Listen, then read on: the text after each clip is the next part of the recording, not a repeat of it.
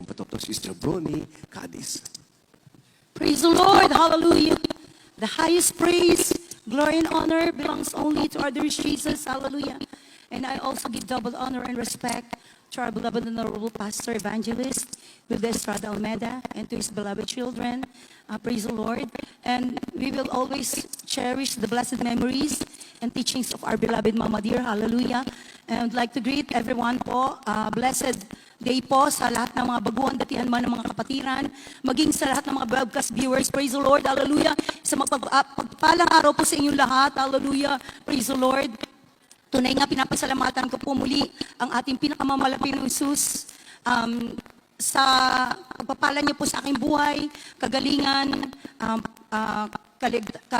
kabagan po ng malapi noon. It's been 4 years na po mula nung pinagaling po ako ng ating pinakamamalapit na Jesus sa aking sakit. Ito po ay dating sakit ko, rheumatic heart disease. Nung 2020 po, nag-start na naman po siya. Bumalik po ito at hindi lang po yung sakit ko na yun, kundi nadagdagan pa po ng 3. Noong mga panahon po na yon, nag-start na pong namamanas na muli ang aking mga paa, ang aking mga kamay, may mga manas na po. And then, nahihirapan po ako huminga. Araw-araw po, napapagod po. Madali na po ako mapagod.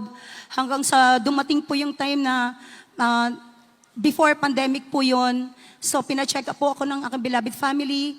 And then, hanggang ang findings po, ako po ay bumalik po ang aking rheumatic heart disease. Nagkaroon po ako ng type 2 diabetes. Nagkaroon po ako ng acquired community pneumonia. And then, tumaas po ang aking creatinine. So, mga panahon na yon, today nga po na lumapit po kami sa doktor at nagpa-check up. At dahil sa sobrang hirap ko po ng mga panahon na yon, nang binigyan niya po kami ng gamot, ay tunay nga tinanggap ko po yun. At ininom ko po yung mga gamot na binigay ng doktor. Subalit hindi naman, alam po natin na hindi po masama ang gamot sa mga walang pananampalataya. Subalit sa sitwasyon ko po, sa palagay ko po, noong mga panahon na yun, kailangan ko po sinubukan ko po uminom ng gamot upang maibsan yung mga nararamdaman ko, hirap po ng karamdaman na nararanasan ko. So dumating po yung time na, nung pag-inom ko po ng mga gamot na yun, akala ko po, magkakaroon ako ng kagalingan. Subalit wala po akong nakita na kagalingan.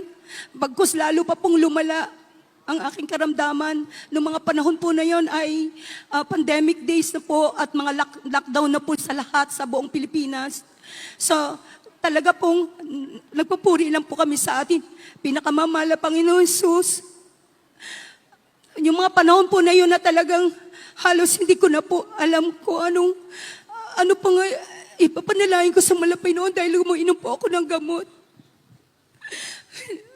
Araw-araw po, lalo nadadagdagan yung hirap na nararanasan ko. Hindi po ako nakakatulog ng mga ilang araw. Hindi po ako makahiga dahil hirap na hirap po ako huminga. Hindi ako makaupo. Minsan, sa pag-upo ko, nakakatulog na rin po ako. Pero sandali lang po yun. And then, hindi hirap na rin po akong maglakad. Konting lakad ko lang po. Hirap na po akong yung pagod na po ako. Hindi ko na po alam kung paano pong paghinga ang gagawin ko. Wala po akong oxygen. Umaasa lang po ako sa ating pinakamamalapang Jesus ng mga panahon po na yun. And then dumating po yung time na talaga pong mas lumala pa po ako. Yung mga kinakain ko po ay inilalabas ko rin. And then konting-konti na lang po yung kinakain ko pero nilalabas ko pa rin yun. And then manas na po yung paa ko, magang-maga na po talaga. And then dumating po yung time na yung nag-yellowish na po yung kulay ko. Lumaki na po yung tiyan ko. Hindi naman po ako buntis. So mga panahon po na yan, talaga pong hindi ko na po alam yung gagawin ko kundi umasa sa Panginoon. Nanalangin po ako sa ating pinakamamalapang Jesus na Panginoon, tulungan niyo po ako, pagalingin niyo po ako.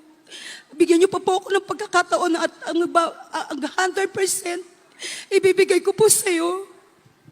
Sa mga panahon na yun, ang aking mga beloved, ang aking mga anak ay hindi pa po sila nakagraduate. Ang panalangin ko sa Panginoon, nabigyan pa ako ng pagkakataon, Panginoon, na makita na successful makagraduate lahat ng aming mga anak, maging successful sa buhay.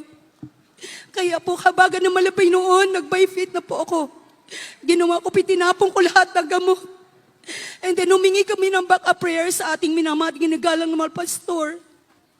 Isang umaga po, nagulat na lang ako, biglang nag-normal na yung paghinga ko. Praise the Lord, hallelujah. And then sa kabaga ng malapit noon, unti-unti po, naka-recover po ako, praise the Lord, hallelujah. Ang gusto lamang po talaga ng malapit noon, bilang isang mga awit sa Kanya, 100% po tayo magtiwala na malapit noon lamang tangi magagamot. Amen. Hallelujah. Sa ating buhay, siya lang ang greatest physician. Lahat nagpro-provide kasi noong mga panahon po na yun, nagre-recover po ako. Tapos po sobrang init. Ang malapay noon po humipo sa mga tao para magbigay po ng blessing sa amin. At kahabagan nakabili naman po ako ng aircon po, praise the Lord, para kahabagan unti-unti po nakarecover. Salamat sa ating pinakamamalapang Jesus. Hallelujah, sa ating beloved children na siyang patuloy na nanalangin po. And then patuloy po kami nagpuri sa bahay.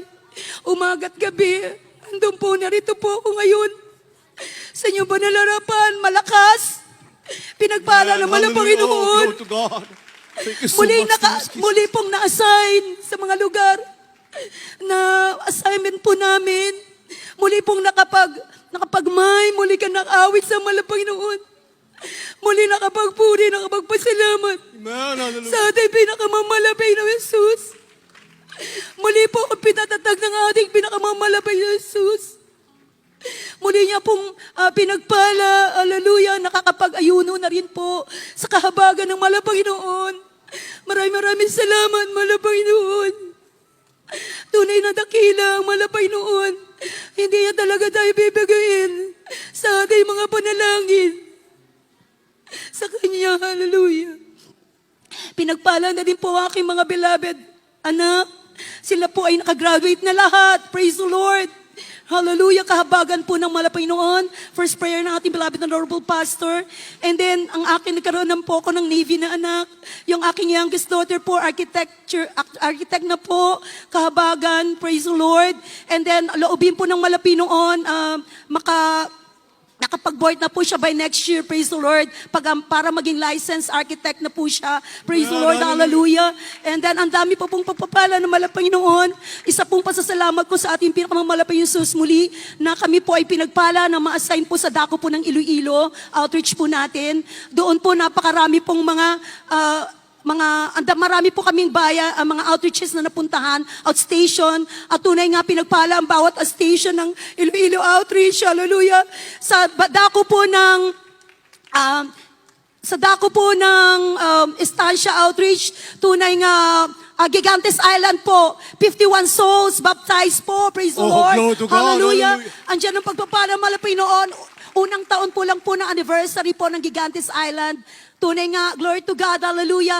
At andyan ang pag-iingat ng Panginoon, pagpapalan ng Panginoon sa aming pag-travel, hallelujah, pauwi. Tunay nga, andyan ang pag-iingat ng Panginoon, halos 3 beses kaming muntik nang nagsaside yung bangka. Subalit, pinag-ingatan kami ng ating pinamamalapang Yes, Jesus, glory to hallelujah. God, hallelujah. Kailangan po talaga na magpuri habang sa ating pagbabiyaya, kaysa man po tayo pumunta. Hallelujah, praise the Lord. At ang lahat po ng kapurihan, pasasalamat, pagdakila, ay para lamang po sa ating pinakamamalapang Jesus. Hallelujah, praise the Lord. Amen.